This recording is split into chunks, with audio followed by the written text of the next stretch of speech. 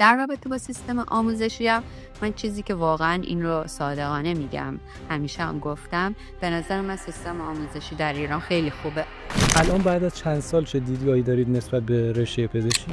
زیبایی یا قسمت مثبت رشته رو خیلی واسم مشخص نبود، چون خیلی وقتا پزشکار میدیدم که حالا میریم تو مطبشون سری درمانمون میکنن میان بیرون، خیلی از جنبه ها و خیلی از این تلاشایی که میکردن واسه من مشخص نبود، واسه همینم خیلی جذاب نبود واسم که واردش بشم.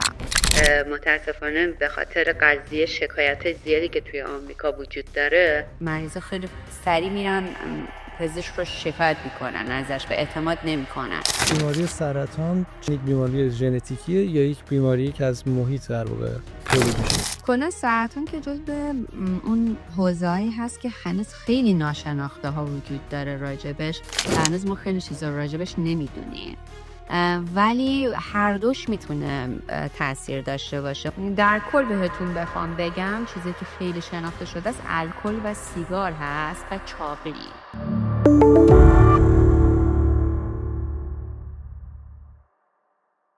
خب خانم دکتر محمدی، سپاسگزارم از اینکه دعوت بنده رو پذیرفتید برای حضور در نگرش نو. سلام جناب آقای شاکری، ممنون از دعوتتون برای بودن توی پادکست نگرش نو. خوشحال هستم که در خدمت شما و افرادی که گوش میکنم به این پادکست هستم. زنده باشین، سپاسگزارم. خب خانم دکتر، اگر موافق باشید یک معرفی داشته باشید از خودتون برای حالا اون دسته از مخاطبینی که شما رو نمیشناسن. من آرانوس محمدی هستم، متخصص سرطان شناسی در جنوب کالیفرنیا و در خدمت شما هستم تا یه صحبتی در زمینه رشته‌ای که کار میکنم و به صورت کلی در رابطه با باورهایی که در مورد سرطان و درمانهاش هست داشته باشیم. بسیار عالی. و اینکه خانم دکتر اصلا در همین آغاز گفتگو چی شد که شما وارد مسیر پزشکی شدید؟ این خیلی جالبه. من حالا برخلاف خیلی از آدمایی که پزشکی رو از بچگی دوست دارن و کلاً آرزوشون است که وارد رشته پزشکی بشن، برای من این حالت وجود نداشت و در کلاً دوست داشتم وارد رشته دیگه‌ای بشم. بیشتر با توجه به چیزایی که خانواده از من خواست وارد رشته پزشکی شدم، ولی به تدریج و همینطور که گذشت از پزشکی خوشم اومد. برخلاف یعنی بیشتر با آدمایی که صحبت میکنم همه قبلش پزشکی رو خیلی دوست داشتم و آرزوشون بوده، واسه من اینطوری نبود، ولی خیلی خوشحالم که کلا وارد این رشته شدم و همینطوری که گذشت خیلی واسه من ارزشش بالاتر رفت و دیدم چقدر میتونم تو این رشته مفید باشم و چقدر کلا این رشته جنبه‌های مختلفی داره که میتونه به انسان کمک کنه کلا به خود آدم هم. ولی اولش رو بخوام بهتون بگم، بیشتر خانواده در واقع من رو پیشنهاد کردم به من که وارد این رشته بشم. الان اون زمان خیلی باهاشون مخالف بودم، ولی الان خیلی ازشون تشکر میکنم که منو به سمت این رشته انسوب دادن به صورت کلی. خب پس این شد که شما به اجبار خانواده ایرانی وارد مسیر پزشکی شدید، ولی خب در ادامه علاقمند شدید. این علاقمندی پیش از کنکور شکل گرفت یا بعد از کنکورتون زمانی که وارد دانشگاه شدید؟ من کلا حالا که زمان کنکورم کلا وقتی بیشتر شروع درس خوندن و یکم بیشتر به هر حال عمیق‌تر در واقع درس رو متوجه شدم، اون یه علاقه واسه من ایجاد کرد و این در واقع ادامه پیدا کرد بعد از اینکه وارد دانشگاه شدم. و وقتی وارد دانشگاه شدم هم به هر حال موضوعاتی که بود، حالا خیلی وقتا اول دانشکده پزشکی خیلی واسه خیلی از بچه‌ها خیلی اطلاعات زیاده و در واقع یه جورایی اوورولم میشن یا خیلی خسته میشن، اولش خیلی پشیمون میشن از اینکه وارد رشته پزشکی میشن.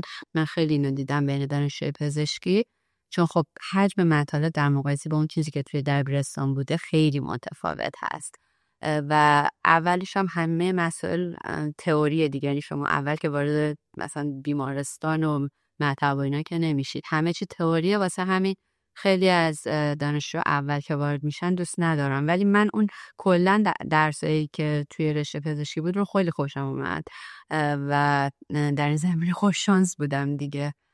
بعدم که کلا وارد بیمارستان شدم خیلی جنبه‌های بیشتری از پزشکی رو دیدم که قبلش واسم خیلی واضح و مشخص نبود. یه جنبه که کلا یعنی رشته پزشکی داره اون ارتباطش با بیمار هستش. در واقع شما وارد یه رشته میشین که هر روز دارین کلی آدم جدید رو میشناسین و هر کدوم از این آدم‌ها یه داستانی داره زندگیشون، هر کدوم یک مسیری رو رفتن و واسه من این خیلی جالب بود. یعنی اینکه آدمای مختلف رو با سنای مختلف، افکار مختلف میدیدم، خیلی به من واسه من کلا جالب بود و اینکه میتونستم بهشون خیلی واضح و مشخص کمک کنم. یعنی شما توی هر بعضی رشته ها، قطعا توی هر رشته باشین شما دارین با آدم کمک میکنین به یک نوعی، ولی خیلی وقتا تاثیر مستقیمش رو نمیتونین ببینین. ولی تو رشته پزشکی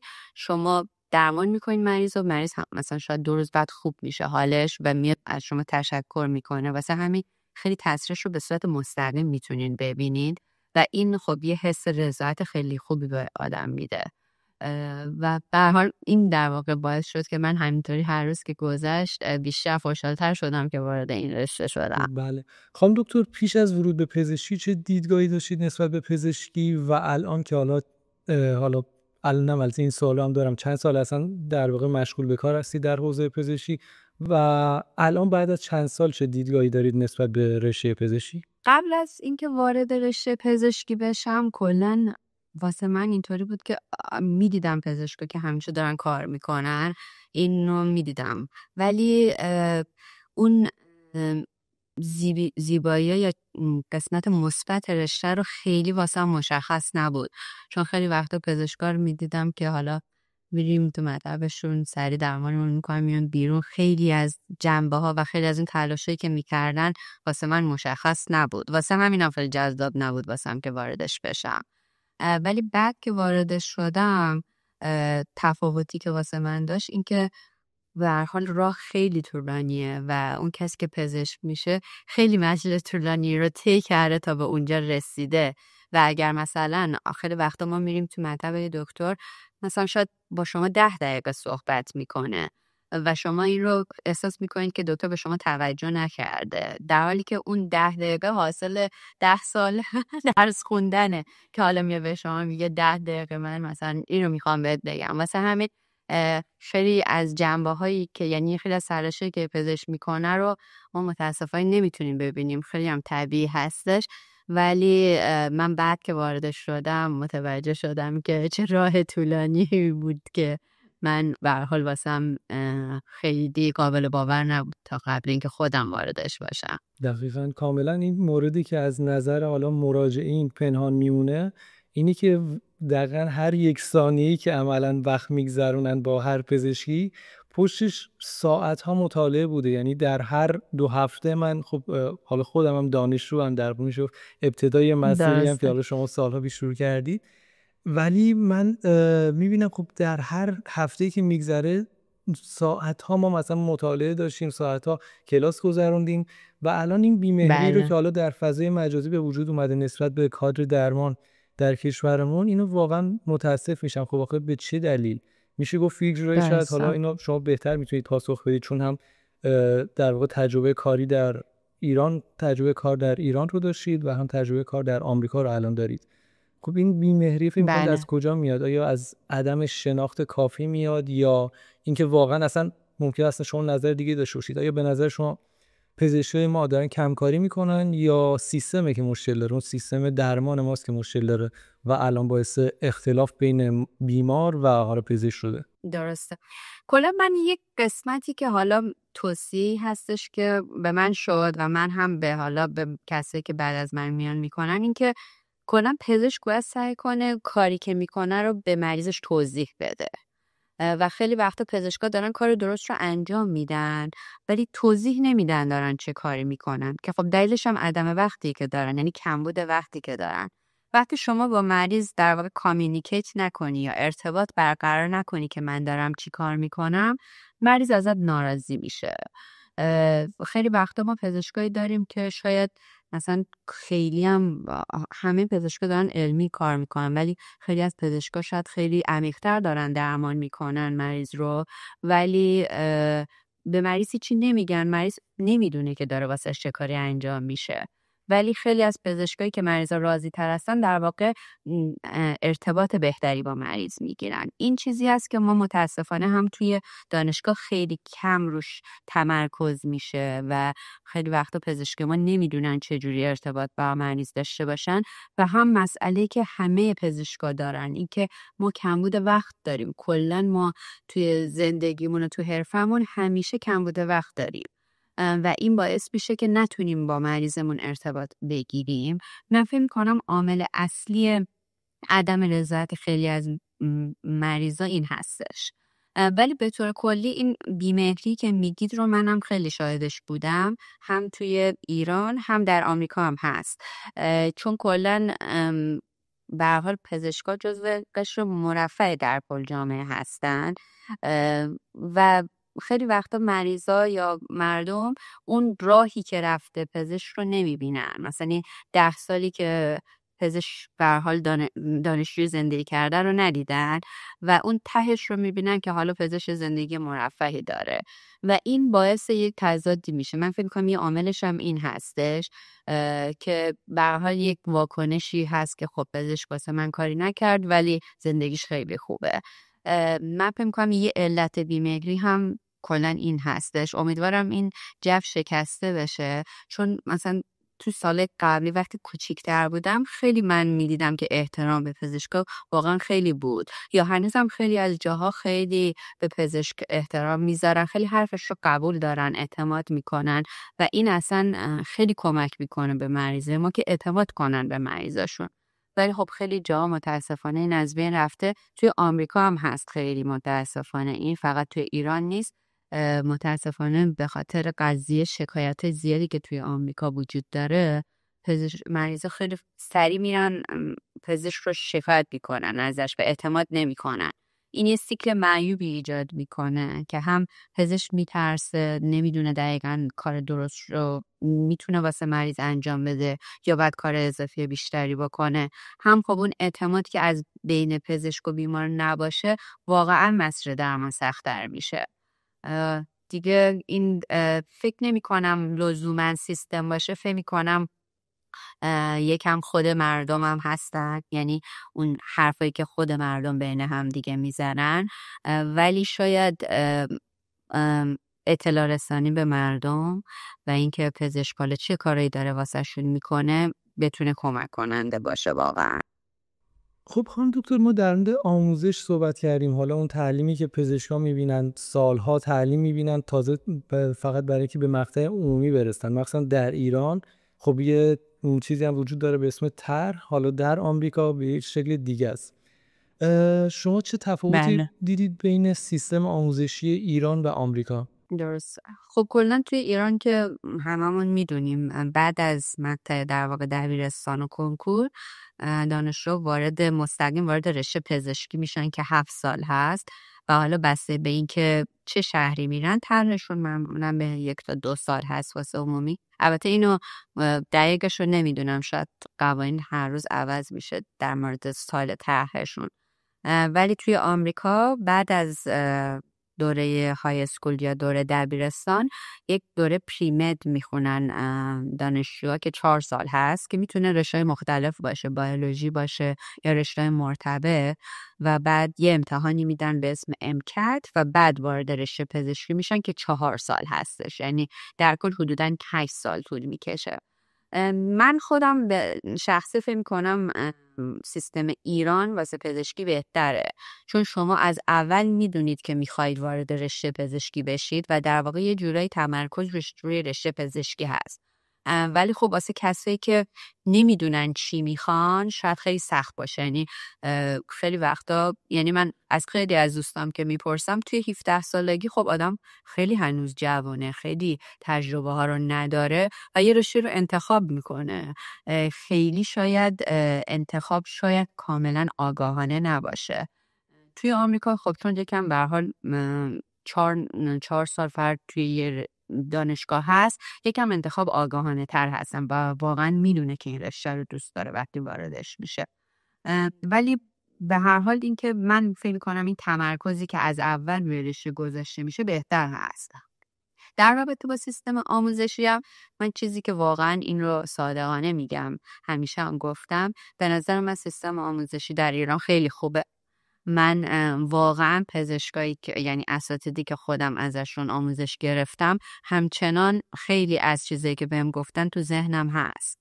من خب اینجا دانشگاه پزشکی نرفتم، مدیکال اسکولم رو توی ایران گذروندم، ولی خودم رو وقتی مقایسه میکنیم با خیلی از دانشجویی که اینجا از لحاظ علم و نالج پزشکی من فکر کنم ما توی ایران آموزش خوبی میدیدیم و خیلی خودمونم که مقایسه میکنیم اصلا کمبود در نالج و اطلاعاتمون نداریم. ولی خب مسئله که هست تفاوت در سیستمه. ما یک مشکل خیلی بزرگی که توی سیستم در واقع مدیکال اسکول و سیستم پزشکی ایران وجود داره عدم به نظر من داکیومنتیشن یا همین نوت برداری هست. چیزی که خب توی اینجا انقدر توی آمریکا زیاده که باز از اون سمت افتادن، یعنی همه شکایت میکنن از میزان زیاد نوت نوشتن و داکیومنتیشن، ولی توی ایران اصلا حالا زمانی که من بودم اصلا این مسئله خیلی کم رنگ بود. یعنی یک پزشک خودش میدونست که مثلا چه درمانایی به مریض داده، چه سیری داشته بیماری مریض، ولی این به صورت کتابی و نوشته شده واسه همه مشخص نبود. زمان من که پرونده های دستی بودن، یعنی حالا الکترونیک نبود. حالا الان الکترونیک هم مثل که اضافه شده توی ایران، ولی اصلا ما از مثلا سیر بیماری مریض رو میخواستیم ببینیم بعد همه این کاغذها و برگا اینا رو یکی یکی میخوندیم تا برسیم به یه نتیجه. ولی در اینجا خب هر روز هر پزشکی که مریض رو میبینه یه نوت مینویسه واسه مریض و هر روز این آپدیت میشه. واسه همین پزشک بعدی که میاد مریض رو مطالعه کنه خیلی واسش راحت تره و این چیزی که به نظر من یه ضعف بزرگی که سیستم ایران داشت و اینجا هم خیلی ما توی همین داکیومنتیشن مشکل داریم. اول که وارد میشیم معمولا پزشکای ایرانی نمیدونن چه جوری باید داکیومنت کنن، نوت بنویسن. یکم یعنی یک چالشی هست که واسه پزشکای ایرانی وجود داره. من این یعنی بزرگترین ضعفی هست که تو سیستم پزشکی ایران در زمانی که من بودم میدیدم و خب در کل سیستم ساپورتی که توی دانشگاه ایران در مقایسه با اینجا خیلی کمتر بود.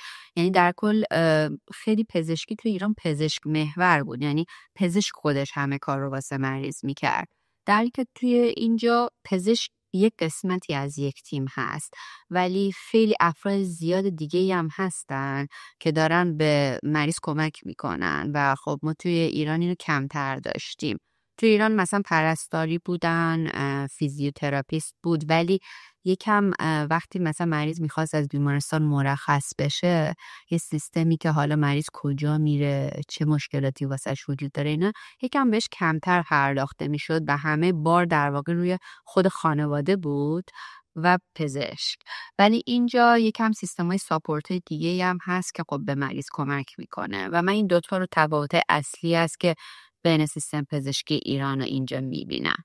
درسته، یعنی شما معتقدید که شاید یک فشار بیشتری ممکنه روی دانشجوی خارجی باشه، چون به این جهت که من احساس میکنم، حالا من البته تا مقطع دیپلم صرفا ایران بودم، فکر میکنم در ایران ما مطالب رو آماده تر داشتیم، ولی اینجا انگار حالا نمیدونم یا محیط دانشگاه اینو میطلبه یا اینکه کلا سیستمشون به این صورته که یه جوری که دانشجو باید خودش بره پیدا کنه. یعنی دقیقاً همون در واقع در مورد داکیومنت کردن، خب جزئیات اینجا مثلا خیلی کامل نیستن. من میبینم خیلی جزئیات رو ناقص میذارن اساتید از هم که ما مجبور بشیم کامل کنیم، یا اینکه مثلا میبینم پرزنتیشن های خیلی سنگین و زیادی داریم اینجا، ولی من مثلا میپرسم از دوستان توی ایران به این حجم مثلا پرزنتیشن ندارن.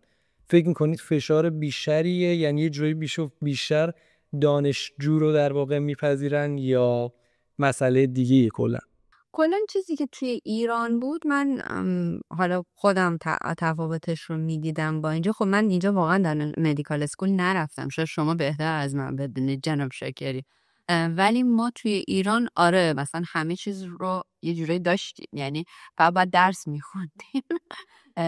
شاید هم به هر حال چون یک آدمای قبل ما بودن ما مسیر رو خیلی ازشون یاد گرفته بودیم، ولی مثلا من وقتی وارد اینجا شدم خیلی از اون چیزا رو خودم یاد گرفتم، یعنی خیلی چیزا رو تجربه هاش رو واقعا بعدش یاد گرفتم. یه قسمتش این بود که خب داشتیم توی کشوری زندگی میکردیم که همه چیزش رو میدونستیم و خیلی همه چی واسمون آماده تر و پکیج تر بود و اینجا نه، تازه حالا داریم همه چیز رو سیستم رو کلن داریم از نو یاد میگیریم. یه علتش این بود، ولی یک علتش هم که کلن توی ایران یکم پزشکی کم تئوری محورتر هم هست، یعنی کلن خیلی روی این که درسا رو بخونیم و اینا توجه خیلی زیادی میشه، در حالی که مثلا من توی اینجا حداقل تو رزیدنسیش که وارد شدم بیشتر این که مریض رو ببینیم چجوری مریض رو باش کار کنیم. خیلی مثلا میدیدی بچه درس زیاد نمیخوندن ولی بیشتر فوکس روی این بودش که حالا مریض رو ببینن و چجوری باش برخورد کنن و اینا. ولی من مدیکال اسکول رو دیگه خیلی نمیتونم نظر بدم خارج آمریکا، چون خارج ایران، چون واقعا نبودم، نمیتونم دقیقاً.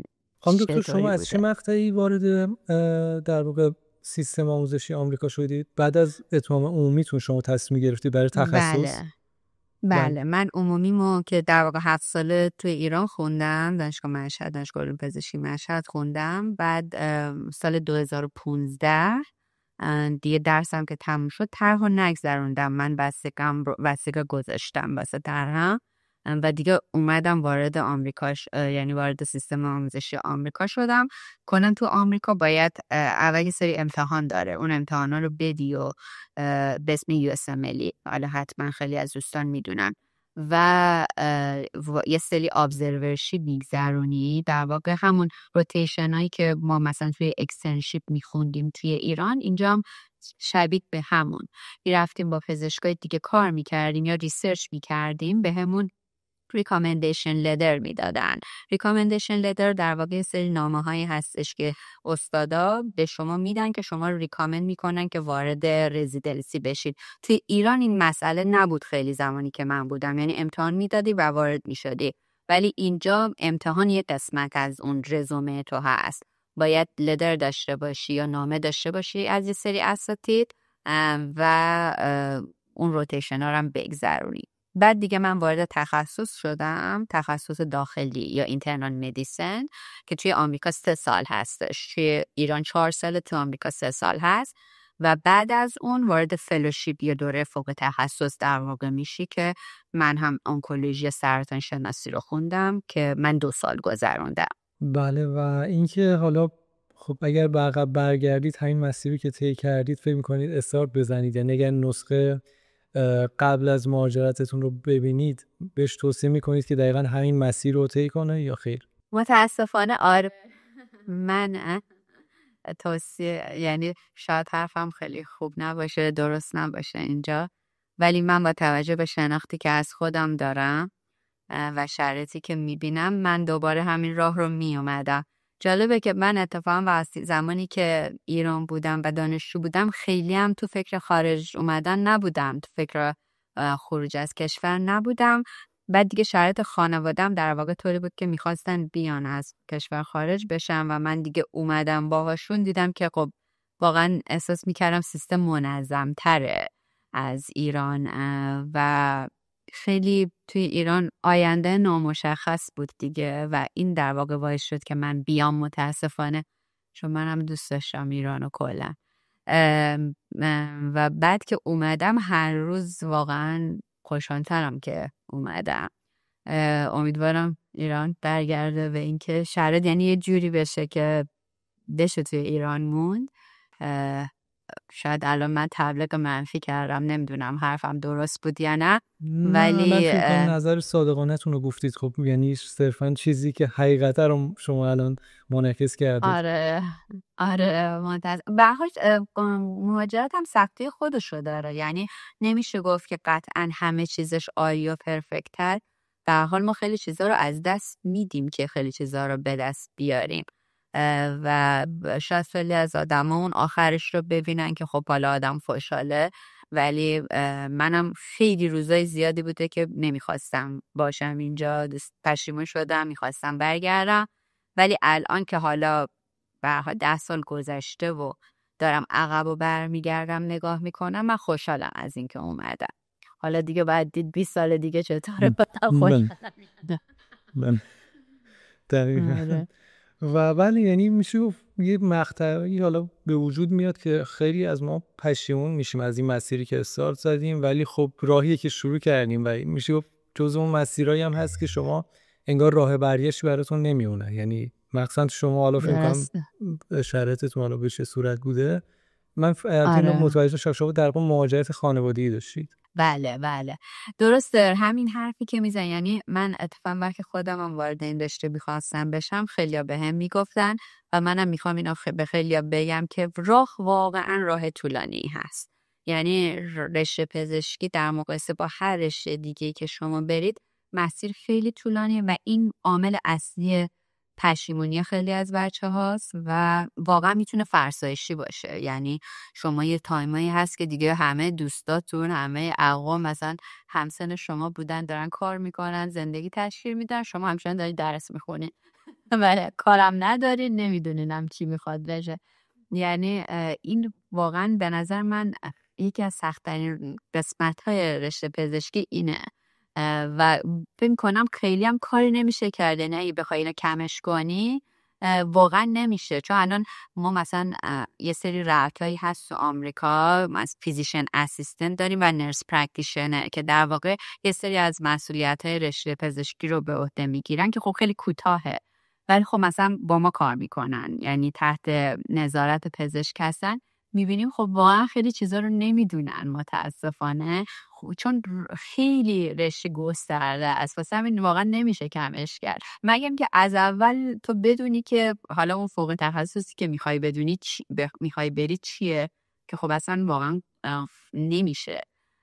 واسه همین راه خیلی طولانیه.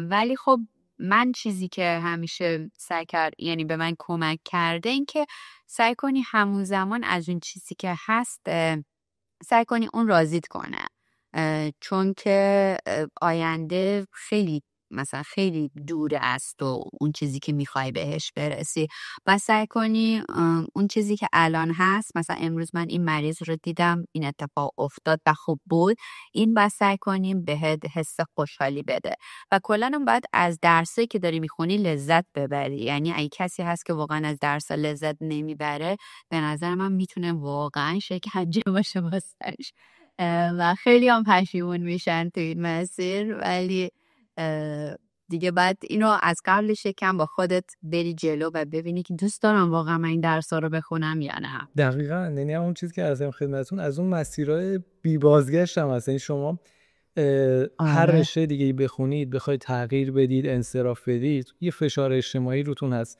ولی زمانی که از پزشکی کسی بخواد از این مسیر خارج بشه، فشار 2 چندان میشه. با 2 تا سوال تو مگه نمیدونستی میخوای بری چه رشته‌ای، و اینکه اصلا چرا چنین رشته‌ای رو که حالا با احترام به تمام رشته‌ها بقیده بنده است، فکر کنم تاپ ترین حالی روی رشته تجربی باشه. ولی خب همه رشته‌ها قطعا محترمن. یه صحبتی کردم چرا قطعا تمام رشته‌ها حالا زحمت میکشن، ولی خب طول تحصیل در واقع رشته پزشکی نشان دهنده این هستش که فشار بیشتری در واقع روی دانشجوی پزشکی وارد میشه و خب این فشار قطعا 2 چندانه و اگر به قول شما اگر کسی علاقه نداشته باشه، درس‌ها بی نهایت میتونن اذیت کننده باشن. خب و اینکه خانم دکتر شما در نهایت مسیر اون بخش پایانی پزشکی رو تصمیم گرفتید وارد حوزه سرطان بشید، درسته؟ درسته. و اینکه خب اصلا پیش از هر چیزی این کلمه سرطان، این بیماری سرطان اصلا به چه معنیه؟ سرطان در واقع ما کلن سلولای بدنمون همیشه در حال تقسیم و تکثیر هستن. این یعنی در واقع عامل زنده موندن ما هستش. ولی وقتی که یک سری سلول به صورت غیر نرمال شروع به تکثیر کنن میتونن یه توده رو تشکیل بدن، حالا توی سلولای در واقع بافت سالید در واقع، یا اگه توی خونم باشن همینطور. و این اگه تکثیر در واقع غیر نرمال داشته باشه میتونه تبدیل به یک توده یا تبدیل به سرطان بشه. در واقع این پایه و فاندیشن تعریف سرطان هستش، که حالا وقتی که سرطان توی ارگان‌های مختلف وقتی این روی رشد غیر نرمال داشته باشه میتونه فانکشن و عملکرد اون ارگان رو در واقع دچار مشکل کنه و همینطوری اگر گسترش پیدا کنه میتونه وارد ارگان‌های دیگه هم بشه و همینطوری ارگان دیگر رو دچار مشکل کنه. این هست در واقع تعریف سرطان. خانم دکتر، این بیماری سرطان چقدر حالا فکر می‌کنید محیط تاثیر داره و چقدر ژنتیک؟ اصلا فکر می‌کنید کلا یک بیماری ژنتیکیه یا یک بیماری که از محیط در واقع تولید میشه؟ کلا سرطان که جزو اون حوزه‌ای هست که هنوز خیلی ناشناخته ها وجود داره راجبش و هنوز ما خیلی چیزا راجبش نمیدونیم، ولی هر دوش میتونه تاثیر داشته باشه. ما خیلی ریس فاکتورها در واقع عواملی هستن که عامل یک بیماری میشن. ریس فاکتورهای محیطی خیلی زیاد شناخته شده داریم واسه سرطان و همینطور عوامل ژنتیکی. بسته به سرطان همین میتونه کم تغییر کنه، ولی حالا من خودم در زمینه سرطان پستان و بیماری زنانه کار میکنم.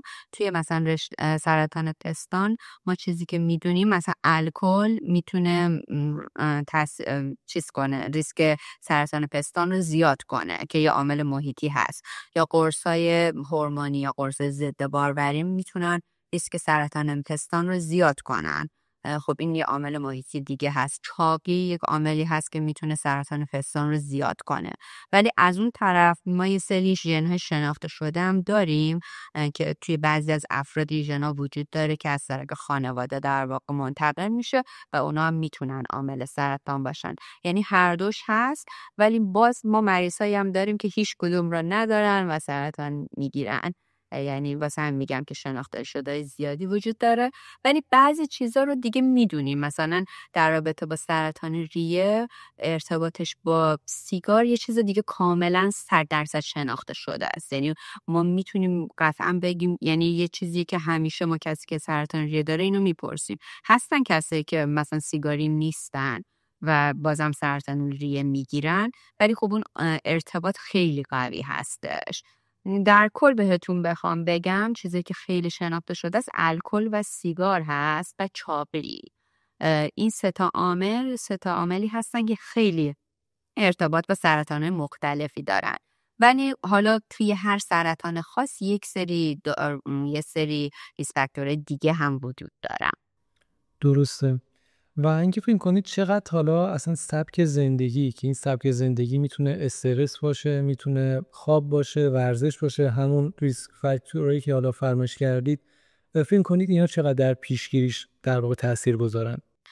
کلا ما میدونیم که ایمنی بدن هرچی قوی تر باشه این میتونه در کم کردن ریسک سرطان تاثیر داشته باشه. این چیزی که ما میدونیم.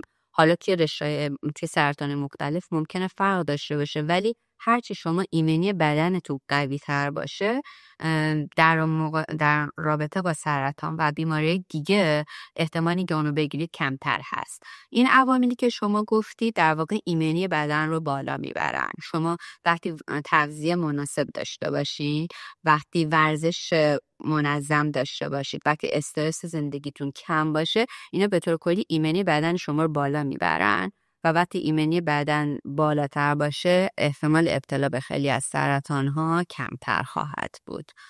و اینکه خانم دکتر، خب الان اگر یک فردی آگاه باشه از اینکه زمینه ژنتیکی رو داره، چه فعالیتایی باید انجام بده، چه آزمایشایی باید انجام بده؟ خب الان یه بخش متوجه شدیم سبک زندگی قطعا تاثیرگذاره، همون مدیریت استرس، خواب، ورزش و اینکه ریسک فاکتورها هم مهمترینشون رو برنامه شما فرمایش کردید که چاقی و الکل و در واقع دخانیات بود به طور کلی. و فکر می‌کنید خب حالا الان این فرد این دو مورد رو میدونه، آیا نیاز هستش آزمایشی بده؟ آیا نیاز هستش کار دیگه انجام بده؟ یک موردی رو به سبک زندگیش اضافه بکنه، در تغذیه‌اش تغییر ایجاد بکنه یا خیر؟ کلاً کسایی که سابقه خانوادگی سرطان دارن توصیه که میشه این که یه سری تست ژنتیک بدن. حالا این یه سری کرایتریا داره که شما چند نفر مثلا چه فاصله داشته باشه اون خانواده از شما که میتونید اون تست ژنتیکی رو بدید. ولی خب توصیه اولی که اصلا تست ژنتیکی داده بشه تا اینکه ببینیم اصلا ژنی هست که عامل سرطان باشه و شما داشته باشید یا نه. اگر اون تست مثبت باشه واسه سری از ژن ها، واسه هر ژن یه سری اسکرینینگ وجود داره. مثلا توی سرطان پستان ما یک 2 ژن خیلی مشهوری که داریم به اسم BRCA1 و BRCA2. این خیلی عامل خیلی از سرطان های پستان هستن و سابقه خانوادگی توش خیلی مؤثر هست. بعد کسایی که این ژن رو دارن اسکرینینگ واسه ماموگرام و اولتراساند پستان زودتر واسه شون شروع میشه و یه سری اسکرینینگ های دیگه هم دارن. واسه همین یعنی در کل آدمایی که هیستوری کنسر یا سرطان دارن توصیه میشه که اسکرینینگاشون زودتر شروع بشه بر حسب اون ژنی که دارن. توی یه ژن دیگه که خیلی مهمه توی کلون کنسر ما خیلی یا توی سرطان کلون یا روده بزرگ ما خیلی از ژن‌ها یا ژنایی داریم که میتونه عامل سرطان روده بزرگ بشه. اگر فرد اون ژن رو داشته باشه توصیه میشه که کولونوسکوپی خیلی زودتر واسش انجام بشه. در واقع اون اسکرینینگ ها خیلی مهم هست واسهشون و همینطور به هر حال اون که ریسک فاکتورها و عوامل محیطی رو هم کم کنی که قطعا میتونه تاثیر داشته باشه. مثلا تو سرطان روده بزرگ کم کردن گوشت قرمز هم تاثیر داره. دیگه هر سرطان فرق میکنه. الان کلا هیته سرطان اینطوری شده که هر کسی روی یه سرطان کار میکنه چون هر سرطان واسه خودش در واقع یه بیماری جداست و همه سرطان ها مثل هم دیگه اون بیولوژی و اون در واقع اون نحوهی که بیماری اصلا شروع میشه درمان میشه خیلی با هم فرق میکنن. واسه ما هر سرطان هر ارگان رو در واقع یه بیماری جدا میدونیم و بحث به اون حالا توصیه مختلفی میشه واسه اینکه تو سبک زندگی و حالا اسکرینینگ داشته باشن مریضامون. درسته خانم دکتر. این حالا در واقع آزمایشاتی که میخوان در واقع به شکل غربالگری انجام بدن افراد فکر کنید خیلی پیچیده باشه و زمانبر و همچنین هزینه بر باشه یا نه یک سری آزمایشات ساده است؟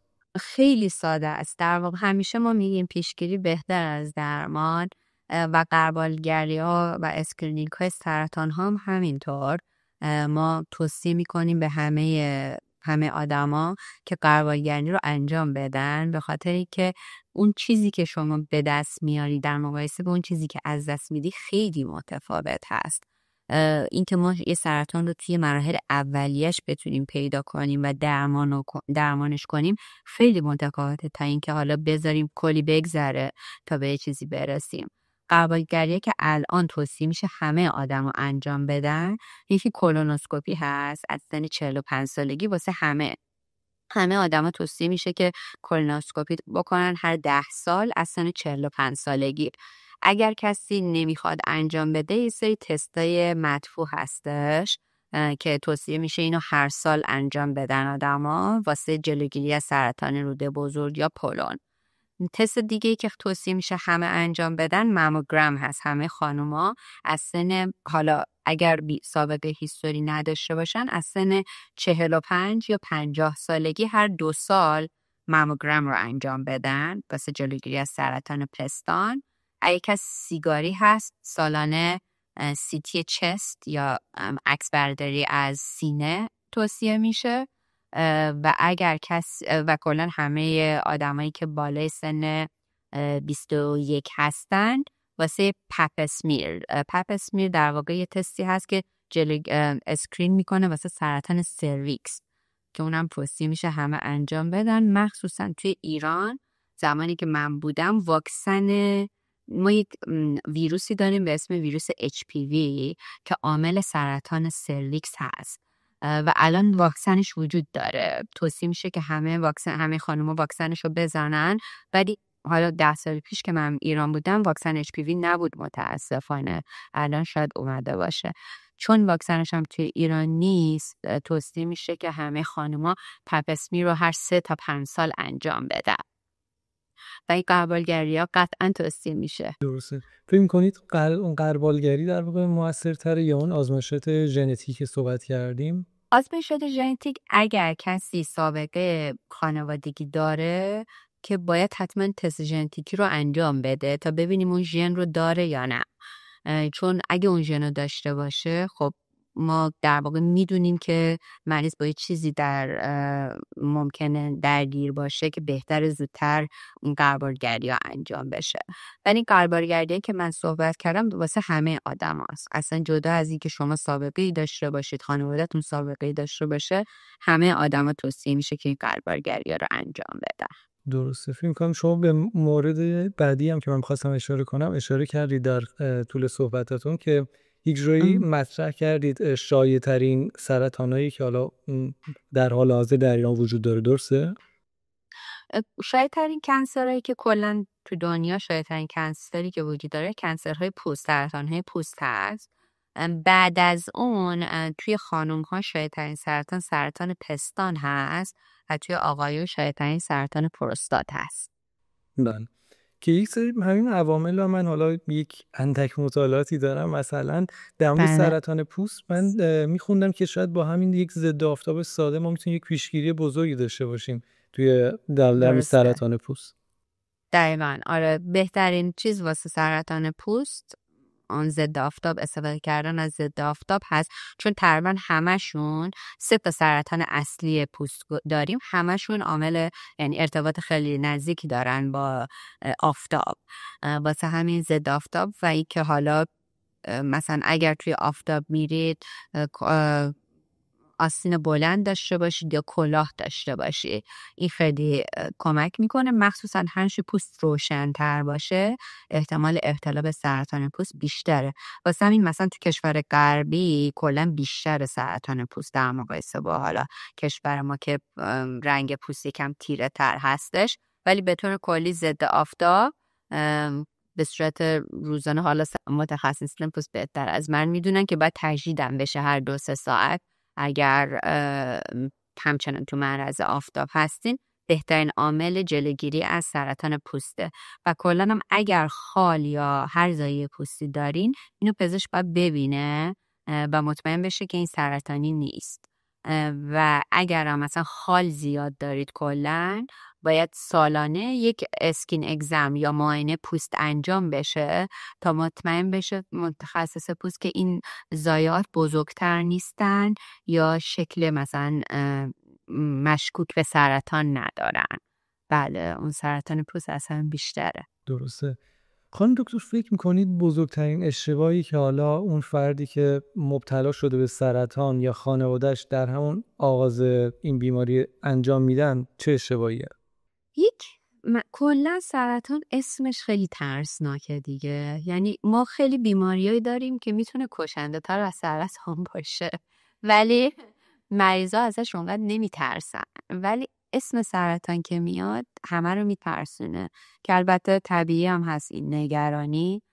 ولی خیلی وقتا من خودم حتی بهتون بگم زمانی که اکسترن بودم توی ایران، خب ما توی بیمارستان امام رضا، بیمارستان قائم توی مشهد میگذروندیم روتیشنامونو، خب بدترین کیسای مثلا خراسان رو داشتیم میدیدیم.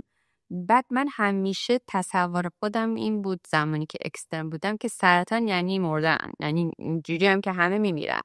بعد که وارد حالا رزیدنسی و تخصص شدم و روتیشنال گذروندم دیدم چه همه آدمایی هستن که سالها پیش سرطان داشتن، درمان شده، خوب شدن، زندگی عادی دارن.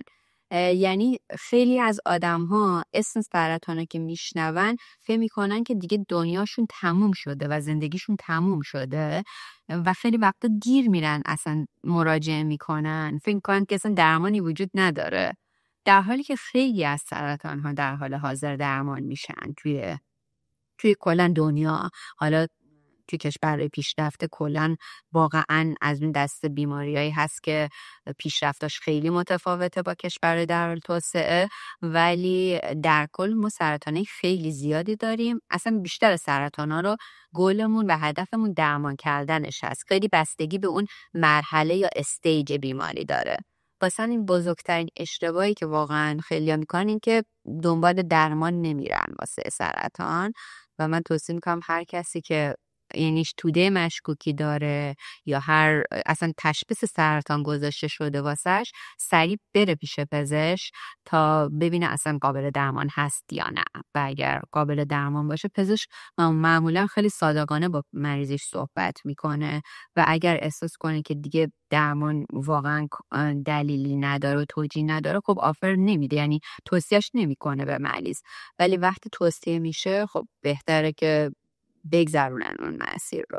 دقیقا اینو من بارها شنیدم، مثلا از گوشه کنار که میگن اگر کسی مبتلا شد به سرطان بهتره که شیمی درمانی نکنه، یعنی همون با حالت بهتری در واقع بمیره. ولی خب این یه بخشی از درمانه، چرا باید اون فرد در واقع ازش بگذره؟ حالا شما اینو درست دقیقاً در رابطه با مثلا معمولاً با جراحی خیلی بیشتر مریضا مشکلی ندارن، یعنی حاضرن که جراحی بشه که خب درست هم هست. ولی در رابطه با شیمی درمانی چون خب خیلی عوارض بدش رو دیدن یا خیلی بیماره شاید بیماره دیگه ای رو دیدن که خوب نبوده حالشون، خیلی مشکل دارن که شیمی درمانی انجام بشه. چیزی که کلاً باید ما به همه مریضامون میگیم اولا اینکه واقعا سرطان با سرطان فرق میکنه. یعنی ما سرطانایی داریم که خب خیلی اگریسیون، خیلی بدخیمن، ولی سرطانایی داریم که با یه دوره کوتاه شیمی درمانی خب مریض به خودش کمک میکنه و در واقع نجات پیدا میکنه. واسه همین اصلا این که شما خودتون رو با یک کس دیگه‌ای که سرطان داشته مقایسه کنی خیلی کار اشتباهی هست. حتی مثلا توی یک نوع سرطان یعنی مال یک ارگان هم باز خیلی انواع مختلف وجود داره سرطان ها. واسه همین توصیه میشه که اصلا خودتون رو با بقیه مقایسه نکنین، چون خیلی خیلی با هم دیگه متفاوته هر مریض با مریض دیگه. و وقتی که توی مراحل اولیه بیماری هست، توی در واقع ما استیج بندی میکنیم سرطان رو، وقتی بین استیج 1 تا 3 باشه گول ما و هدف ما اینه که مریض رو در واقع کیور کنیم، یعنی سرطان از کانسر فری کنیم در واقع مریض رو. توی اون مرحله توصیه ما خیلی این هست که واقعا اگر شیمی درمانی لازمه مریض شیمی درمانی رو انجام بده، به خاطر اینکه ما میخوایم مریض رو در واقع کیور کنیم و دیگه سرطان نداشته باشه و میتونه شیمی درمانی خیلی کمک کنه. توی استیج 4 کنه شما وقتی استیج 4 یا دیگه کنسر پیشرفته دارید، وقتی هست که کنسرتون دیگه فقط توی اون ارگان نیست و خارج اون ارگان رفته. وقتی که استیج 4 یا ادوانس استیج این دیگه ما نمیتونیم مریض رو کیور کنیم و درمانی که میکنیم در واقع درمانی هست که کنسر رو قابل کنترل نگه داریم. توی اونجا میشه یه ذره حالا لیبرال تر بود، درمان‌های غیر شیمی درمانی به مریض داد، ولی بازم تو خیلی از انواع شیمی درمانی لازمه. اون گفتگوی بین مریض و پزشک خیلی مهمه اینجا، اینکه هم پزشک توجه کنه که حالا مریض تو چه وضعیتی قرار داره، چون بعضی وقتا مریض بیماریای دیگه داره، سنش خیلی بالاست، مشکل دیگه داره که اصلا فکر می‌کنیم شیمی درمانی بهش بیشتر ضرر میزنه. توی اون مراحل دیگه توصیه نمیشه واقعا شیمی درمانی کرد. ولی مریضی که جوونه، مریضی که بیماری دیگه نداره، مشکلاتی دیگه نداره، خیلی وقتا خب شیمی درمانی بهشون کمک میکنه. نباید کنیم این باور یه ذره هم باید پزشکا یعنی کلا کاری که داره انجام میشه این که عوارض داروی شیمی درمانی رو خیلی کمتر کرد تا مریضا بتونن بهتر تحمل کنن و اوپن‌تر باشن به این که درمان رو بگیرن. همین که مریضا از اون ور باید یکم سعی کنن ذهنشون رو بازتر کنن نسبت به اینکه شیمی درمانی بهشون میتونه کمک کنه و لزوما چیز بدی نیستش، چون خیلی فقط اون عوارضش رو میبینن و اون یعنی اون بنفیت و پایده‌ای که شیمی درمانی داره واسهشون رو خیلی واسهشون قابل درک نیستش. خانم دکتر چه توصیه‌ای به اطرافیان اون فرد بیمار دارید؟ چه نکاتی رو باید رعایت کنن؟ حالا هر نکته‌ای که فکر کنید نیازی که حتما اطرافیان اون فرد بیمارم به هر حال بدونن هم اگر لطف کنید ذکر کنید ممنون میشم. بله، کلاً که وجود اطرافیان و ساپورت خیلی مهم هست در درمان سرطان و خوشبختانه این چیزیه که ما توی ایران خیلی باش مشکل نداریم، چون ساپورت سیستم معمولا قویه. توی آمریکا یه مسئله خیلی بزرگیه، چون مریضی که نیاز به مثلا مخصوصا شیمی درمانی داره، خب واقعا ما باید مطمئن باشیم ساپورت سیستم داره تا زمانی که ما میخوایم درمانو بدیم. خب این که خیلی مهمه، یعنی نقش ساپورت سیستم کلا خیلی مهمه تو درمان سرطان. و توصیه که میشه کلا این که به مریض، یعنی علائم مریض رو بتونن بهش آگاه باشن. یعنی اگه مریض علامت جدیدی پیدا میکنه، خودش اگه متوجه نیست، اطرافیان اینو گزارش بدن به دکتر. و اینکه سعی کنن تغذیه مریض خیلی مثلا بهش کمک کنن، چون چیزی که خیلی بهشون کمک میکنه به مریض این که تغذیه خوب داشته باشن، چون متاسفانه مریض سرطانی اون اشتهاشون رو از دست میدن. بعد که اشتها رو از دست میدن تغذیهشون کم میشه، بعد این یه سیک معیوب واسه مریض ایجاد میکنه، چون ضعیفتر میشه، اون ماسل مسش در واقع کمتر میشه یا اون توده عضلانیش، و به تدریج مریض ضعیفتر میشه و دیگه به جایی میرسه که نمیتونه درمان رو تحمل کنه. واسه همین اگه بتونن به تغذیه مریض کمک کنن و اینکه یه فعالیت حالا نه خیلی شدید ولی یه فعالیت متعادلی داشته باشه، مریض رو تشویق کنن به این، خیلی کمک کننده هست. خیلی وقتا هم اطرافیان مریض بیشتر از خود مریض میترسن یا اصلا نمیذارن یه قسمتی از درمان انجام بشه، که خب اونم همونطور که ما به مریض میگیم به اطرافیانش هم میگیم که بس سعی کنن به پزشک اعتماد کنن تا درمان جلو بره. اگر کلا تو فیلد کنسر یا سرطان شما به پزشکتون اعتماد نکنید، واقعا جایی نمیشه رفت. یعنی اگر شما همطوری بخواید پزشک همش زیر سوال ببرید که چرا اینطوری شد، چرا اونطوری شد، پزشکم میترسه سری درمانایی رو به مریض بده و واقعا مریض خودشم، ما اصلا اینو خیلی دیدیم که عوارض بیشتری پیدا میکنن، کسایی که استرس بیشتری دارن یا کسایی که اعتماد نمیکنن. واسه همین شما باید از اون مسیرایی هست که شما باید اعتماد کنید به کسی که داره به شما کمک میکنه و این اعتمادی که اگه پزشک و همراهیانش داشته باشن خیلی کمک کننده خواهد بود. خب خانم دکتر، حالا وارد ساید شما بشیم. چه توصیه‌ای برای همکارانتون دارید؟ حالا چه توصیه بیشتر، حالا توصیه علمی که یکم تایممون کمه به این جهت، ولی فکر کنید چه نکاتی رو حالا باید همکارانتون در نظر داشته باشن که ممکنه برخی ازشون اینو در نظر نمیگیرن؟ درسته. توی سالهای پزشکی یا بعدش؟ خیلی همین در واقع افرادی که در حوزه سرطان فعال هستن، پزشکانی که در حوزه سرطان فعال هستن. سرطان فعالیت دارم. کلاً یه چیزی که خیلی مهمه کلاً توی رشته پزشکی، حالا توی حوزه سرطان بیشتر، این که شما مریضتون رو جدا از سرطانش بشناسین. این که بدونید کلاً تو چه شرایطی داره زندگی میکنه، اون داینامیک خانوادهش رو بدونید، مشکلاتش چیه، اصلا چرا یه درمانی رو میخواد، چرا یه درمانی رو نمیخواد. خیلی از چیزا اصلا دیگه یعنی ربط به پزشکیش نداره، ربط به خود اون فرد، به شخصیت اون فرد داره. واسه همین شناخت مریض و وقت گذاشتن باهاش خیلی کمک میکنه. و این همونجور که گفتم بهتون یه مسئله که ما همه پزشکا داریم که ما همیشه دچار زیغ وقت هستیم و این باعث میشه خیلی وقتا خیلی از مریضامون رو نشناسیم. ولی من چیزی که خودم دیدم این که وقتی تو با مریض وقت میگذرونی و میشناسیش، مریض اولا خیلی بیشتر به تو علائمش رو میگه، خیلی به تو بیشتر میگه الان چه مشکلی داره. همین که اگه یه درمانی رو بخواد یا نخواد بهت خیلی واضح‌تر میگه که چرا، دلیلش چیه و خیلی وقتا اون مسئله خیلی قابل حله، خیلی راحت حل میشه. مثلا من بهتون بگم، من یه مریضی داشتم که سابقه افسردگی و دیپرشن داشت و کلن که ذهنش این بود که من شیمی درمانی نمیخوام و این رو اصلا نمیشد عوض کرد. یعنی ما هر چی بهش میگفت نه من شیمی درمانی نمیخوام. و حالا سرطانی که داشت، حالا خوششانس نبود که سرطان گرفته، ولی خوششانس بود که یه سرطانی داشت که حالا ما یه درمان توی سرطان پستان ما یک مارکر داریم به اسم HER2 و واسهش درمان خاص وجود داره و من بهش گفتم که من بهت شیمی درمانی نمیدم، یه داروی دیگه میدم بهت که تارگت تراپیه، یعنی در واقع ما میایم اون رسپتور یا اون تارگت رو هدف میگیریم بدون شیمی درمانی. گفت باشه و اون درمان رو گرفت. حالا قسمت شیمی درمانیش رو نگرفت، ولی با گرفتن همون قسمت درمان خب ما خیلی بهش کمک کردیم و خیلی کنسرش یعنی خیلی آهسته تر شد و تحت کنترل هست. یعنی این کسی بود که شاید 2 سال میرفتش دکترای مختلف و میگفت من شیمی درمانی نمیخوام، همه میگفتم باید شیمی درمانی بشی.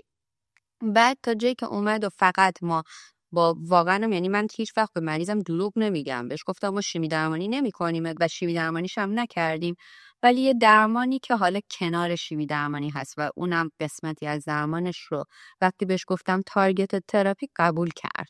یعنی اینا خیلی گفتگو با مریض خیلی کمک کننده است توی حوزه سرطان و با خانواده‌اش.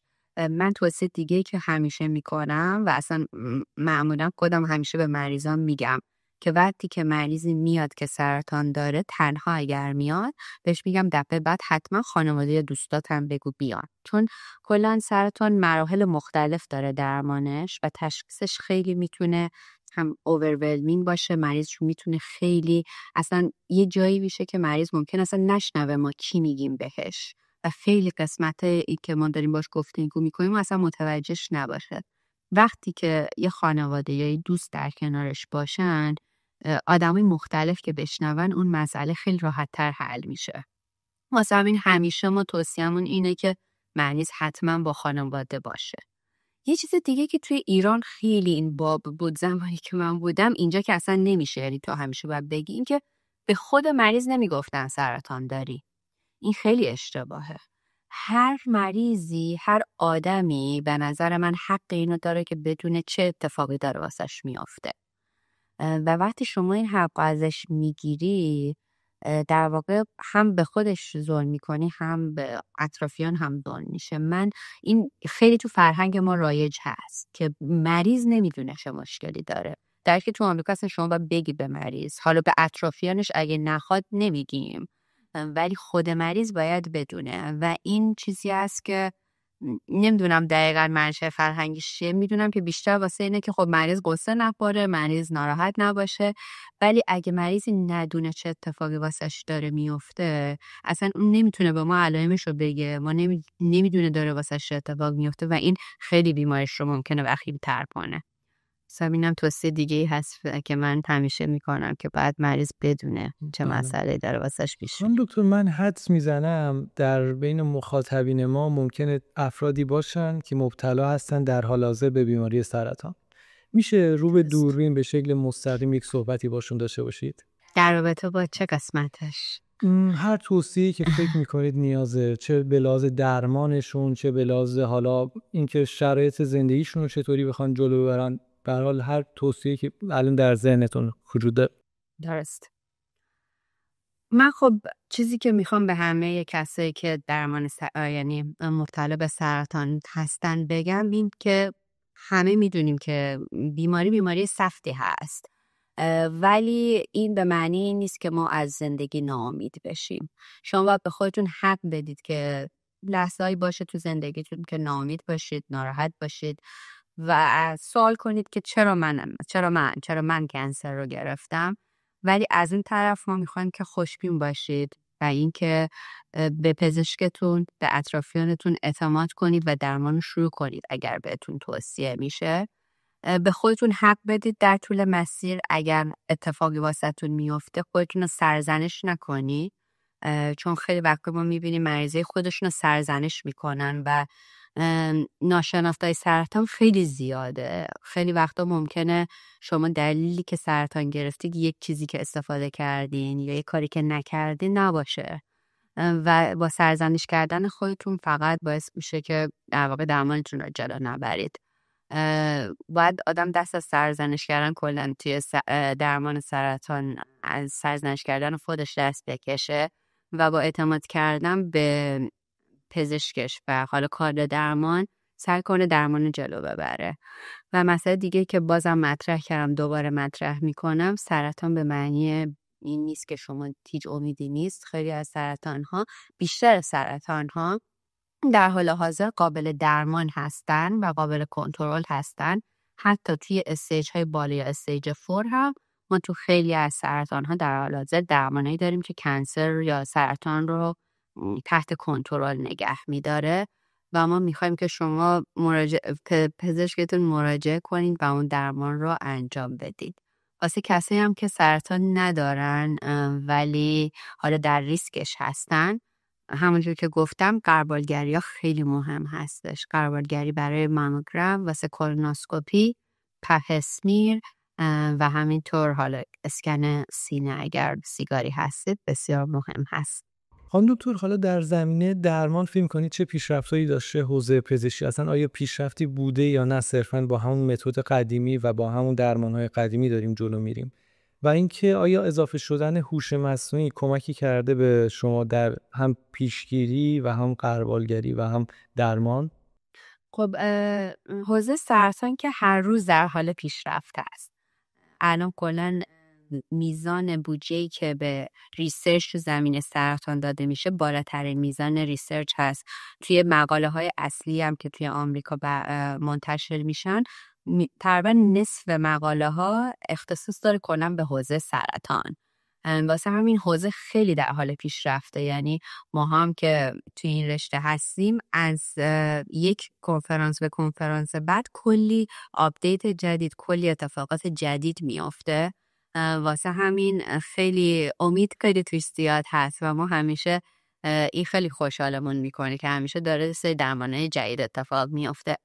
به صورت کلی الان بهتون بگم اتفاقایی که جدید نیست ولی نسبتاً نوین هستش توی علم سرطان شناسی. یکیش که کلاً پدیده ایمونوتراپی هست. ما کلاً همیشه سرطان رو با شیمی درمانی میشناسیم، یعنی فکر می‌کنیم که فقط شیمی درمانی درمان سرطان هست. شیمی درمانی کاری که میکنه این هستش که میره و در واقع اون سلول سرطانی رو میکشه. ولی الان پدیده دیگه ای اومده. یکیش که خب ایمونوتراپی هستش. ایمونوتراپی در واقع میاد سیستم ایمنی خود بدن رو قوی میکنه تا بره با سرطان بجنگه در واقع. و ما تو خیلی از سرطان ها نقش ایمونوتراپی رو میدونیم، تو بعضی بیشتر تو بعضی کمتر، ولی در کل تو بیشتر سرطان ها میدونیم که ایمونوتراپی یک قسمت درمان هست که خب عوارضش نسبت به شیمی درمانی خیلی کمتره و خیلی از مریضا بهتر تحملش میکنن. این یه چیزی است که خب الان چند ساله که روش خیلی گفتگو میشه. هر روز هم ما یک دلیل جدید مثلا توی سرطان جدید تو سرطان بیشتری میبینیم نقشش رو. پدیده دیگه که خیلی کلا روش صحبت میشه در حال حاضر این هست که ما فهمیدیم که توی هر سری از سرطان‌ها یه سری ژن‌های نقش دارن و داره حالا هر روز این ژن‌های مختلف بیشتری رو ما کشف می‌کنیم و داره داروهای علیه اون ژن‌ها ساخته میشه. در واقع اینا یه جورایی میشه گفت تارگتد تراپی هستن. یعنی ما یک میوتیشن یا یه ژنی که عامل سرطان هست رو پیدا می‌کنیم و بعد حالا در علیه اون دارو می‌سازیم. توی رشته‌های مختلف، توی سرطان‌های مختلف الان ما انواع دارو داریم. هر روز هم داره اینا بیشتر میشن و خب اینا عوارضشون معمولاً کمتره. خیلیاشون به فرم خوراکی هستن. یعنی خیلی از این داروها دیگه مریض لازم نیست اصلا بیاد مثلا کیموتراپی، یعنی بیاد توی مرکز و درمان رو بگیره و بعضیشون نتایج خیلی خوبی داشتن. واسه اینم یکی از ادوانسمنت های دیگه‌ای که کلا توی علم سرطان داره روش خیلی تمرکز میشه، تارگتد تراپی. توی یه سری از درمان ها هم حالا توی یه سری از بیماری ها مثل بیماری های خونی، بیشتر سرطان های خونی، یه سری در گذشته خب پیوند مغز استخوان خیلی مطرح بود، هنوز خیلی مطرحه، یعنی ما هنوز نقش پیوند مغز استخوان رو میتونیم. حالا یه سری درمانهای نوین تر از اون مثل کارتی تراپی در واقع مطرح هستش و نقشش رو میدونیم. بیشترشون توی مرحله دومه، یعنی وقتی به مغز استخوان جواب نمیدن، ولی خیلیاشم قبل از اونم قابل انجام هست. اینا خیلی روش داره در واقع تمرکز هست.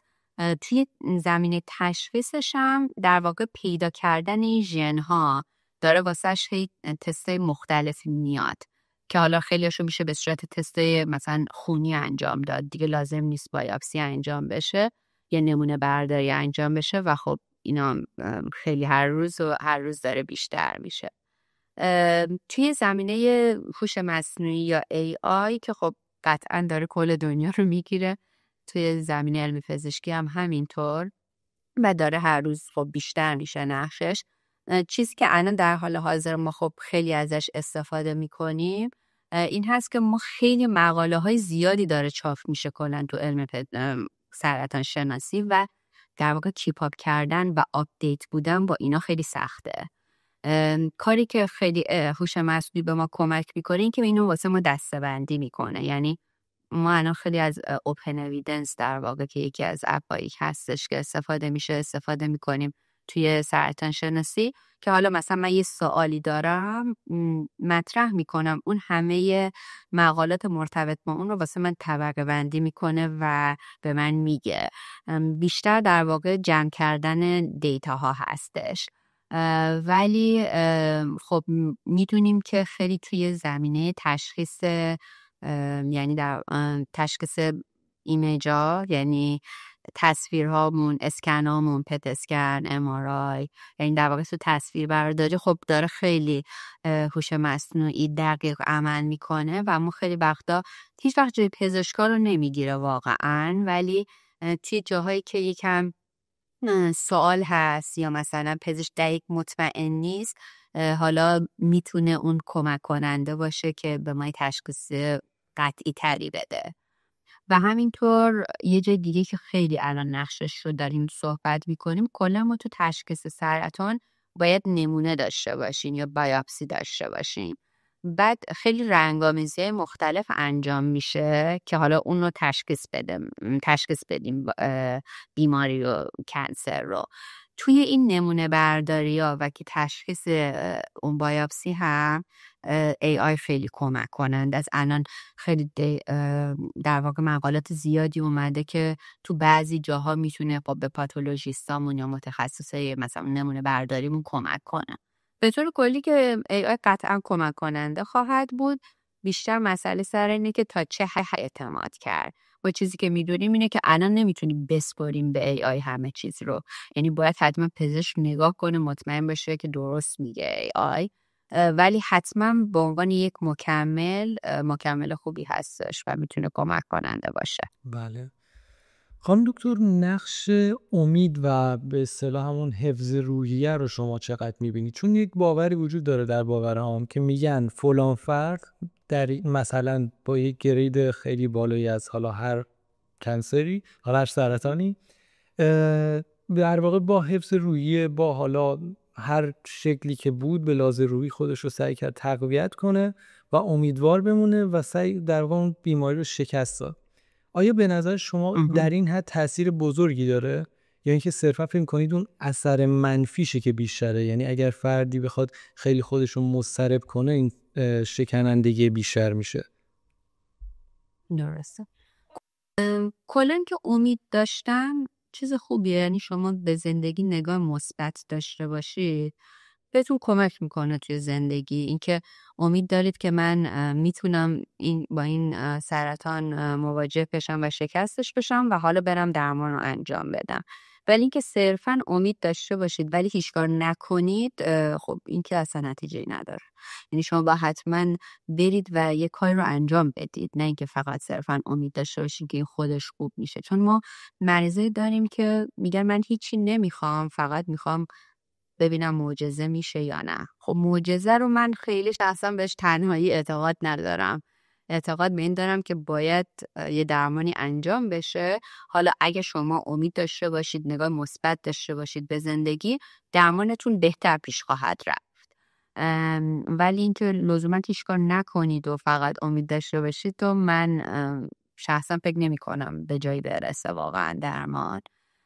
و اینکه خب استراب یعنی عدم امید داشتن درسته. من اینکه یه نفر کلا امید نداشته باشه و کلا منفی ببینه همه چیزو و کلا هیچی نخواد، خب درمانی نگیره، قطعا روش تاثیر منفی خواهد داشت.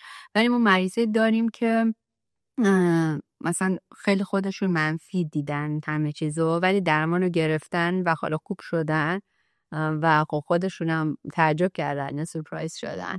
به هر حال نگاه مثبت داشتن به اون مثلا درمانت کمک میکنه بهت که درمان رو جلو ببری، در واقع قطعش نکنی. ولی باید همیشه امید و توکل همراه با یک حرکتی هم باشه، هم از پزشک و مریض. بله خانم دکتر، همونطور که حالا ما الان تا به اینجای کار صحبت کردیم، به لطف آگاهی رسانی و حالا پیشرفت علم، خب هم این بیماری سرطانی روی قابل پیشگیری شده، همین که میتونه اگر بیماری مبتلا میشه میتونه سریعتر به این قضیه آگاه بشه و درمانش رو زودتر شروع کنه و در واقع درمان بهتری داشته باشه و تضمین بیشتری داشته باشه اون طول درمانش. اما باید بپذیریم خب بخشی از این درمان هم ممکنه اگر خیلی دیر بیمار اقدام کنه یا اینکه همونطور که اشاره کردیم ممکنه نخواد روند درمانش رو تکمیل کنه، به مرگ در واقع ختم بشه. درسته؟ شما بعد از حالا گذشته چند سال آیا مرگ یک بیمار براتون عادی شده؟ یعنی با این قضیه کنار اومدید؟ چون من خودم حالا من دانشجو هم مثلا ازم میپرسن میگن تو خون میبینی چه حسی داری؟ میگم خب خون مثلا چطوری یه نفر روغن میبینه؟ برای منم همون شده. اگر مثلا میریم در واقع کلاس تشریح، برای من همونقدر عادی شده. ولی خب من هنوز با اون قضیه روبرو نشدم که یک بیماری داشته باشم، تلاش بکنیم برای درمانش ولی خب درمان پاسخ نده و اون بیمار از بین ما بره. شما که حالا ممکنه تجربهش رو داشته باشید، احتمال خیلی زیاد، اون قضیه رو چطور می‌بینید؟ آیا براتون عادی شده مثل همون خونیه که من عرض می‌کنم؟ آیا اون قضیه هم براتون عادی شده، باش کنار میاد یا نه هنوز؟ درسته. کلا که خب تو پزشکی شما دارید هر روز با مرگ و زندگی جدال میکنید. یعنی یه چیزی هستش که واقعا فقط هم به رشته من ربطی نداره، شما هر روز دارید اینو میبینید و واسه من واقعا به نظر من این جمله درست نیست که بگیم عادی شده. فقط چون مواجه هم بیشتر شده میتونیم بپذیریمش. من خودم یادمه مثلا اولی مریضی رو که دیدم مثلا فوت کردش، خیلی خوب واسه من سخت بود، ولی الان میتونم بپذیرم. هنوز الان به این یعنی گنجایشم شاید بیشتر شده، تحملم بیشتر شده که میتونم قبول کنم که این آدم دیگه نیست. ولی اینکه عادی شده، واسه به نظر من هیچ وقت مرگ عادی نیست و ما همه یعنی تلاش میکنیم که خب واقعا مریض نرسه به اون مرحله. ولی خب این هم یه حقیقت از زندگی، حقیقت و واقعیتی که ما باید قبولش کنیم. ولی خب واقعا مریضایی که خب خیلی از بیمارای ما هستن که بیماری زیادی دارن، یعنی خیلی وقتا کنسرشون عامل بیماریشون نیست، یعنی مریض خیلی بیماری مختلف داره، حالا دیگه کنسر هم میگیره و خب به مرگ منتهی میشه. ولی مریضی که خب خیلی مخصوصا خب کسی که جوانترن یا کسی که بیماری دیگه ندارن و اونا یا مثلا بیماری دارن که خیلی جواب نمیگیرن، خب سخته واقعا. یعنی رشته آسونی از این جهت نیست. مخصوصا من خودم زمانی که حالا فلو بودم سخت بود، ولی وقتی حالا اون مریض شد دیگه مریض خودم، مریضایی که حالا واقعا نمیشد کاری کرد واسه شون، واقعا سخت بود. یعنی من روزایی بوده که واقعا شبا نتونستم بخوابم یا از خواب بیدار شدم به خاطر مریضام و چند روز مثلا واقعا تو فکر یه مریض بودم، چون دیگه یه جورایی دوستت میشن، یه جورایی این آدم‌های میشن بخشی از زندگی تو و مثلا که معمولا مسیر درمانم طولانی هست، این نیست که یه بار دوبار من مریض رو ببینم، دارم مثلا شاید 1 سال مریض رو میبینم. واسه همین خیلی سخته، اون یعنی آسون نیست. ولی خب باید آدم سعی کنه اون تحمل و گنجایش خودش رو در واقع بالا ببره تا با این پدیده کنار بیاد. بله درسته. پس یعنی این قضیه هیچ موقع عادی نمیشه برای پزشک و صرفا باید سعی کنه یک تریکی پیدا کنه که بگذره از این قضیه. شاید آره عادی، خب من واقعا عادی که نمیشه نیست، واقعا فقط باید نبوده انسان آدم یعنی یه جایی بعد ما خیلی وقتا ما مریضایی داریم که میدونیم درمان کردنش بیشتر بهش آسیب میزنه تا بخواد بهش کمک کنه و خیلی وقتا خودمون اصلا به مریض بگیم که بهتره که درمان نگیری، الان تو مرحله نیستی که اصلا درمان دیگه به تو کمکی کنه و خودمون بهش، یعنی باید، من چیزی که خودم فکر میکنم این که خیلی وقتا مرگ واسه خیلی از انسان‌ها مایه آرامشه، یعنی تو بعد این رو سعی کنی خودت قبول کنی و من سعی میکنم به مریضامم بگم که الان دیگه شاید زندگی کردن واسه تو سخت‌تر هست از مردن یا فوت کردن و اگه این رو به نظر من بتونی قبول کنی که خیلی از آدما با اون به آرامش میرسن، شاید تحملش آسان تر باشه. بله خانم دکتر، حالا این یک بخشی بود از سختی حالا رشته پزشکی و ما میدونیم این رشته فشار بسیار زیادی رو میاره به پزشک، حالا چه در دوران تحصیل چه بعد از تحصیلات و در حوزه کاری. شما چه عواملی باعث شدن که شما حالا در این مسیر بمونید و در واقع تسلیم نشید در برابر سختی‌ها؟ کلا چیزی که واسه من خیلی همونطوری که گفتم اون رضایتی که آدم میگیره به صورت مستقیم از اینکه یه نفر رو مستقیم میبینی حالش خوب شد. حالا ما هم کلا وسیله این نیست که حالا من خودم این دارو رو اختراع یعنی کشف کرده باشم و حالا یه مریضی به چیز رسیده باشه مثلا خوب شده باشه.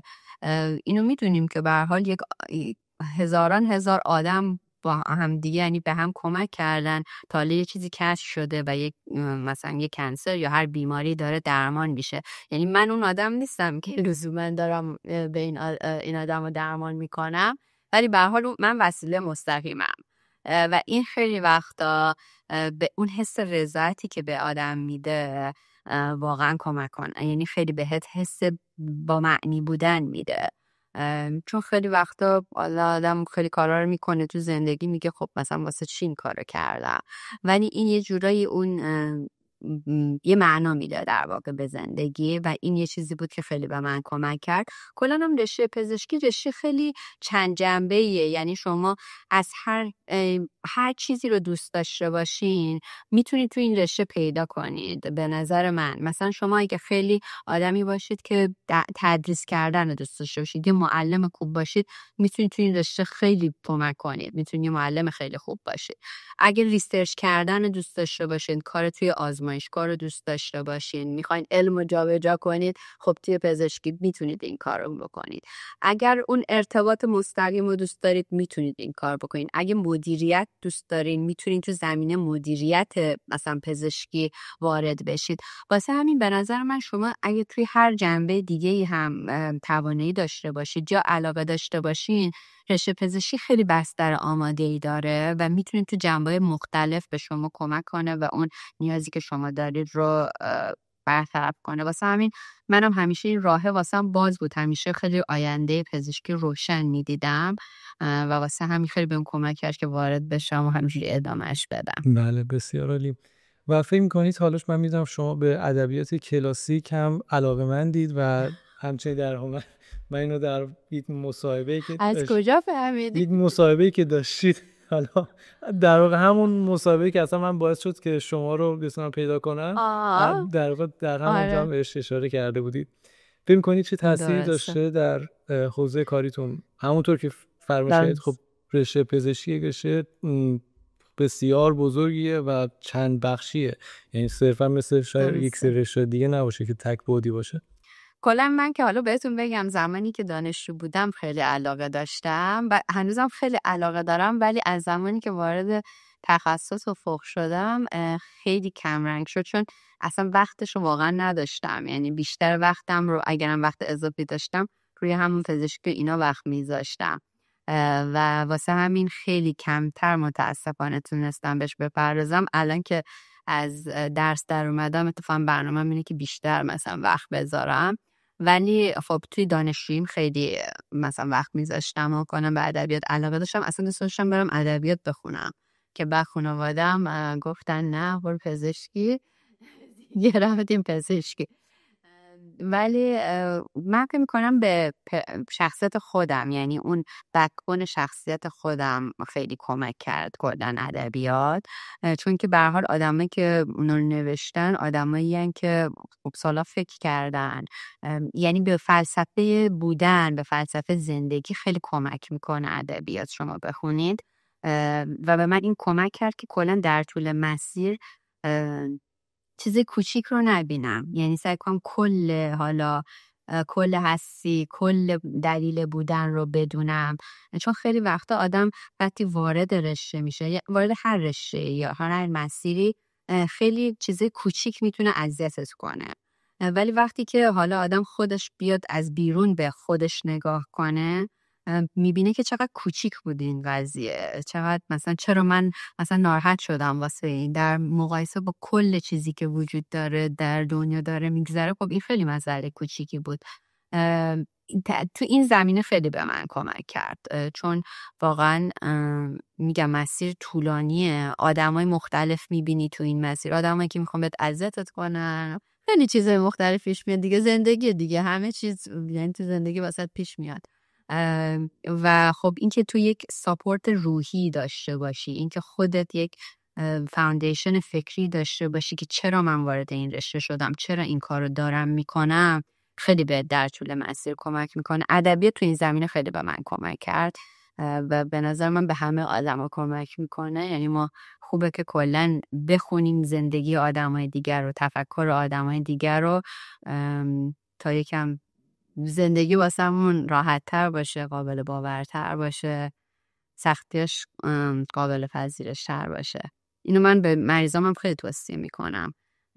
مریضایی که کلا جهانبینی قوی تری دارن خیلی راحت تر کنار میان تا کسایی که زندگی رو خیلی کوچیک میبینن.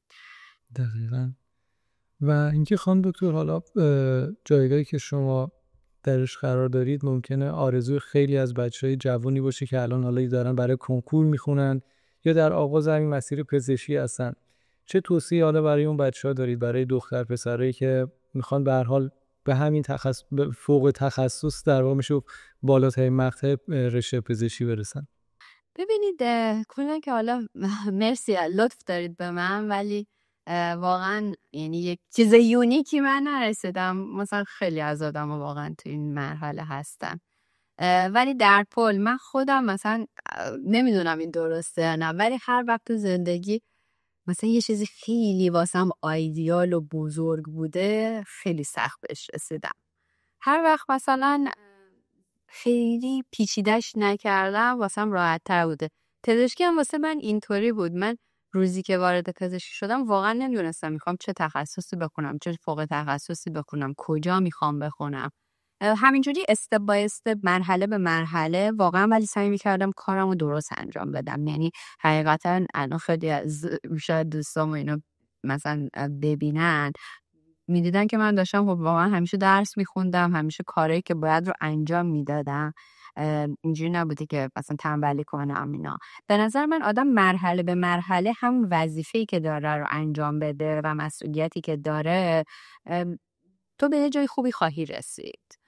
این که بخوای فقط تهش رو ببینی که من اینو میخوام ولی اون راه رو خیلی نبینی، اون باعث میشه که راه واسط سخت بشه. به نظر من آدم خیلی ایدئالگری، این که خیلی بخوای همه چی پرفکت و کامل باشه در آینده، اینا باعث میشه که همطور از آیندت بترسونی که واو این چقدر چیز بزرگه، من آیا بهش میرسم یا نمیرسم. وقتی خیلی یه چیزی رو بزرگ ببینیش سخته واسه رسیدن بهش، ولی وقتی استپ بای استپ، مرحله به مرحله کاری که باید رو انجام بدی، من واقعا آدمی که تلاش کرده خیلی کم دیدم نرسیده باشه. شاید اون چیزی که خودش میکرده نرسیده ولی به جایگاه خوبی رسیده. من نظرم اینه. حالا خیلی هم میگن شانس هم خیلی مهمه، خیلی از آدما اعتقاد به شانسن، به نظر منم شانس مهمه. بدشانسی میتونه زندگی تو رو عوض کنه، ولی به نظر من آدمایی که دارن تلاش میکنن همیشه به جایگاه خوبی میرسن. و منم توصیم اینه که خیلی ایدئالگری نکنن بچه‌ها و بیشتر همون تو مرحله که هستن کاری که باید رو انجام بدن. و اینکه خانم دکتر الان در نهایت حالا به مسیر تحصیلی و کاریتون نگاه میکنید، کدوم بخشش بیشتر احساس افتخار و غرور بهتون میده یا اصلا احساس آرامش بیشتری بهتون میده؟ واقعا من خودم انتخاب این رشته رو میتونم بگم یکی از بهترین، یعنی نقطه عطف مسیر کاری خودم میدونم و خیلی خوشحالم که وارد این رشته شدم، چون انتخابم انتخابی بود که از روز اول زندگی اینو نمیخواستم. و خیلی هم از اون رشته‌هایی هست که خیلی بهم میگفتن چرا میخوای وارد این رشته بشی، رشته سختیه، چرا میخوای زندگی تو سخت‌تر کنی. ولی خیلی خوشحالم وارد این رشته شدم، چون وقتی رفتم وارد روتیشناش دیدم که خیلی به روحی من میخوره و این رو واقعا بهترین قسمت مسیر کاری خودم میدونم. و اینکه فکر میکنم هر روز داره فیلد یا حوزه سرطان پیشرفت میکنه و سعی میکنم خودم رو در واقع روی آپدیت نگه دارم تا بتونم بیشتر به مریضا کمک کنم. بسیار عالی. و اما بخش پایانی گفتگو فکر میکنید صحبتی بوده، نکته‌ای بوده که علاقه‌مند باشید یا فکر میکنید نیاز بوده بهش اشاره کنید ولی من فراموش کردم در طول گفتگو قرارش بدم؟ مرسی. نه خیلی همه چی خوب بود. ممنون از شما که منو دعوت کردین و ممنون که در رابطه با این مسئله صحبت کردید. خیلی این حوزه سرطان حوزه‌ای که خیلی‌ها رو باعث اضطراب و سردرگمی میکنه و خیلی‌ها نمیدونن دقیقاً باید چی کار کنن. خیلی ممنون که منو دعوت کردین تا من تونستم یک ذره کوچیک حداقل اطلاع رسانی کنم. امیدوارم واسه کسی هم که گوش میکنن مفید بوده باشه. زنده باشید. خیلی ممنونم، متشکرم و بی نهایت قدردانی میکنم ازتون بابت صحبت‌های کاربردی که داشتید به زبان ساده ولی فوق‌العاده کاربردی و مفید و ممنونم از وقتی که گذاشتید. خواهش میکنم. ممنون از شما. برنامه سلامت باشید. متشکرم. و اما شما همراهان نگرش نو که تا به اینجای کار همراه ما بودید، خیلی سپاسگزارم از وقتی که قرار دادید. امیدوارم که این گفتگو کاربردی بوده باشه برای شما. اگر این اپیزود رو پسندیدید لطفاً لایک کنید، نظرات خودتون رو در بخش کامنت ها با ما به اشتراک بذارید و با سابسکرایب خودتون از کار نگرش نو حمایت کنید و منتظر اپیزودهای بعدی باشید. متشکرم. تا دیدار دیگه همه شما عزیزان رو به خداوند بزرگ می‌سپارم. خدا نگهدار.